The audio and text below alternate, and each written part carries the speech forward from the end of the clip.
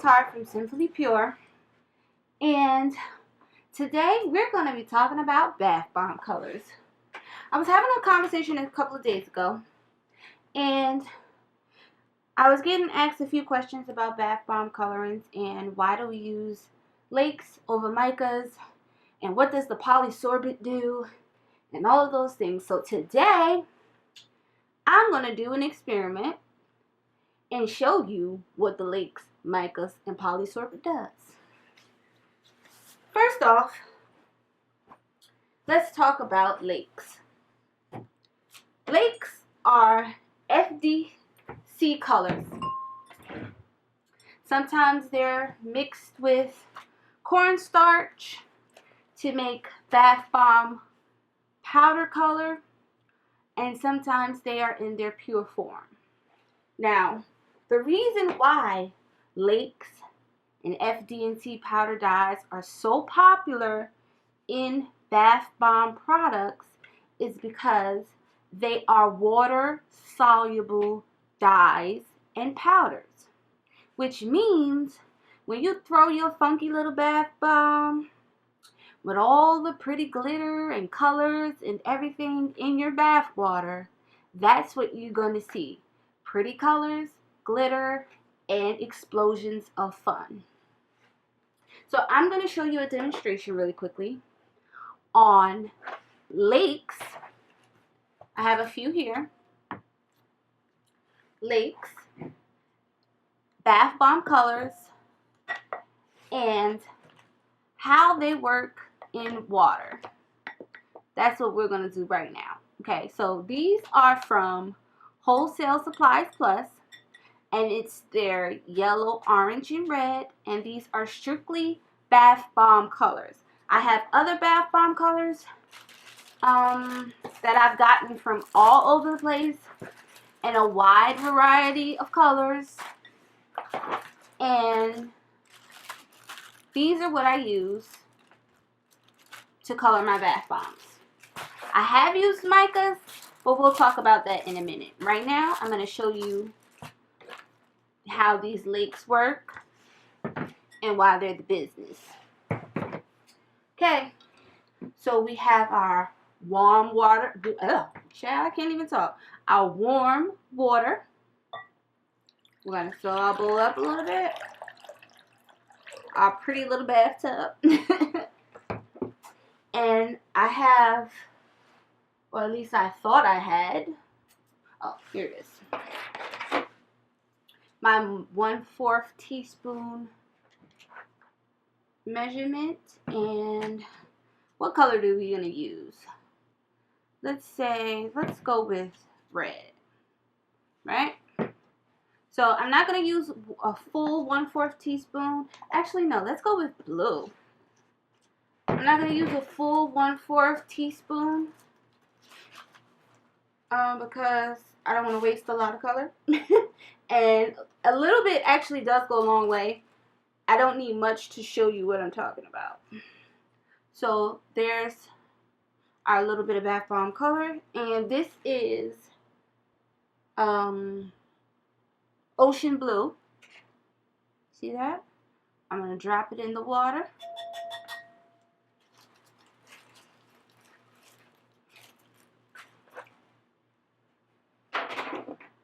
I'm going to give it a mix. And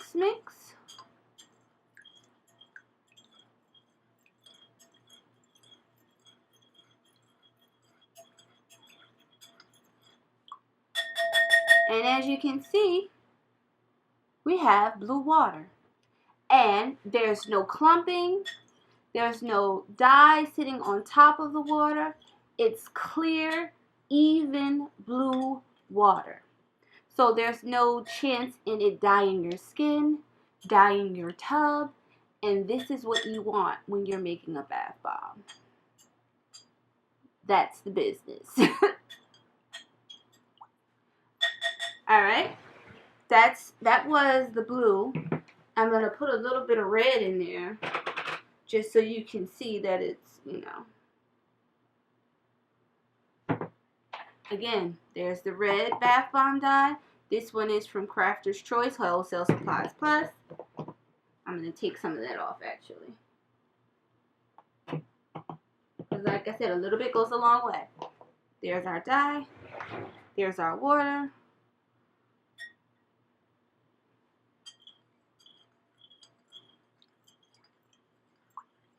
Again, it wasn't enough to change the water a different color.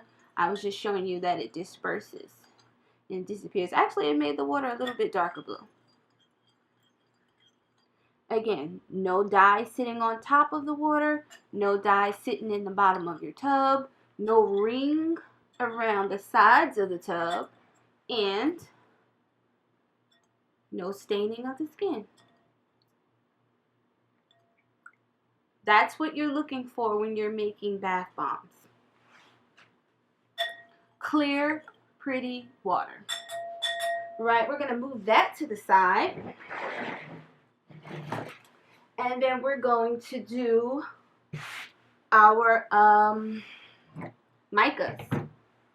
Now here I have some Shimmer Grape Pop, which is a mica that I got from TKB Trading.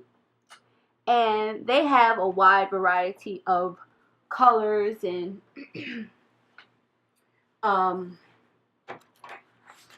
colors for micas and bath bomb colorants and FD&C colors, okay? So here's our water again.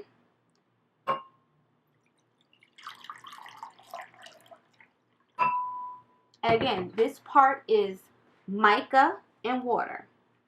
This is just mica and water. No additive, no anything. We're going to sprinkle our mica and we're going to mix. You see that?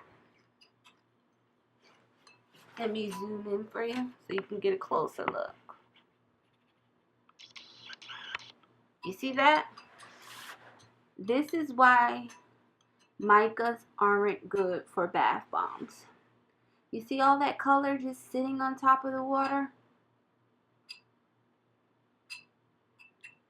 That's what's going to happen in the bathtub if you use micas to color your bath bombs. But all hope isn't lost, because that's where the Polysorbate comes in. Polysorbate is an emulsifier. It helps oils, butters, and fragrance oils disperse in water evenly, so you don't have this film sitting on top of your water. I mean, because really, that's gross, right? Nobody wants to sit in that. So, I'm going to show you the difference right now between the two. This is our bath bomb color water. If you see little flecks in there, I just put the same spoon from that one over there. But that's our bath bomb colored water. That looks gorgeous. Just nice blue water. No clumps, no dye sitting on top. And here's our mica water. It's literally just sitting on top. So what we're going to do is, live on camera, we're going to show you what happens when you add that Polysorbate. When you add the Polysorbate to your mica, and what happens when that is introduced into the water. So here I have my mixing glass. I'm going to move the water to the side for a second. And here I have my Polysorbate. This is Polysorbate 20 because that's all I have right now. And I'm going to pour some of the Polysorbate in the cup.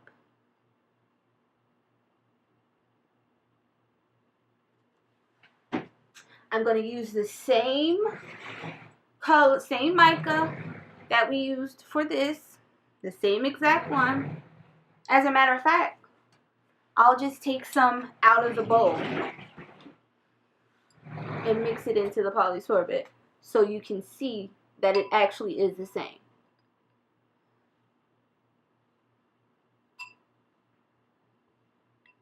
So we're just taking some of that mica.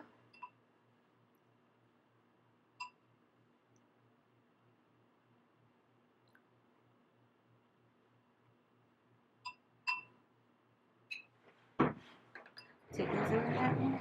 And just so we could have nice vivid color, I'm going to add a little bit more from the pouch. Because I really want you to see this difference here.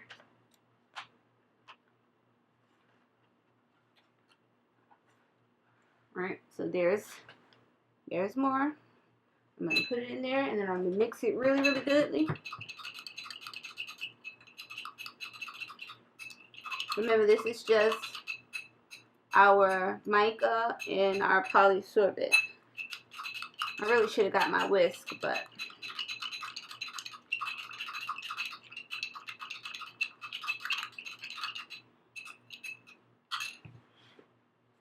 add a little bit more polysorbate. It doesn't take much, but I just want to make sure I mix it pretty good.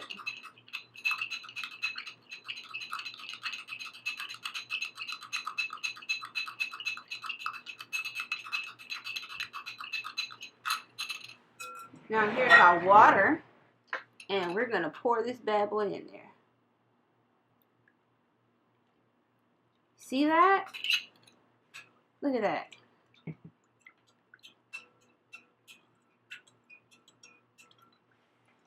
See the difference?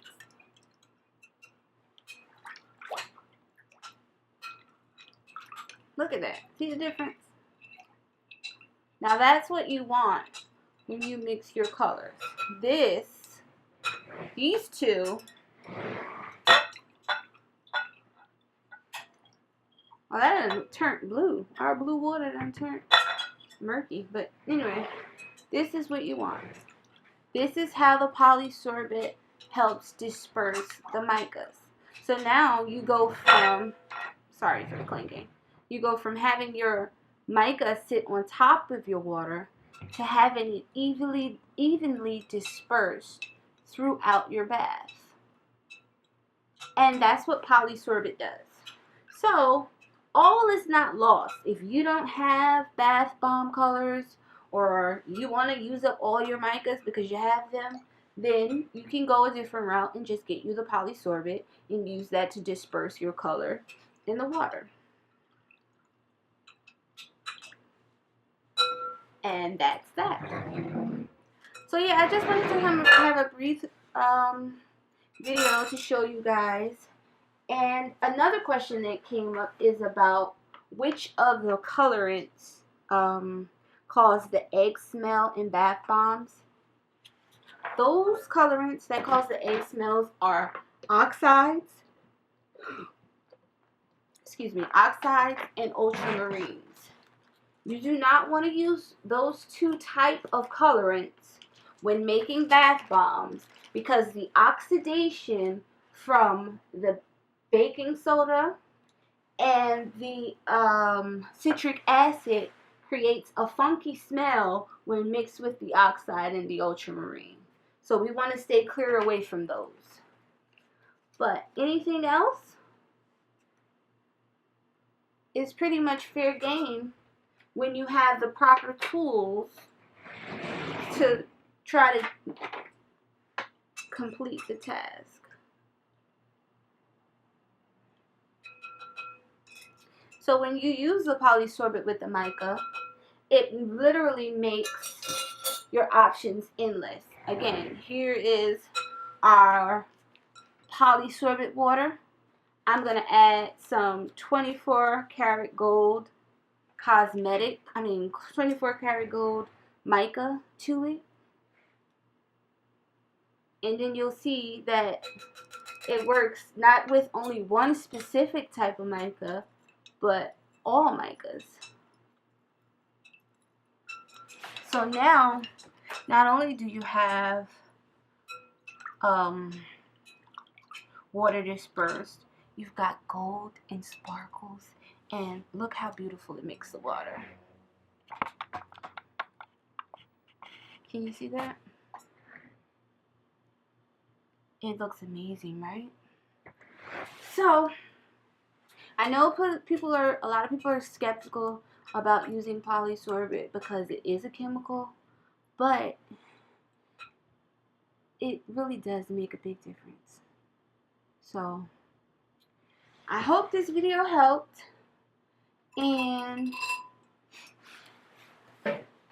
I hope I gave you all the information that I could have possibly given you to help you make an informed decision on what colorants to use for your bath bombs.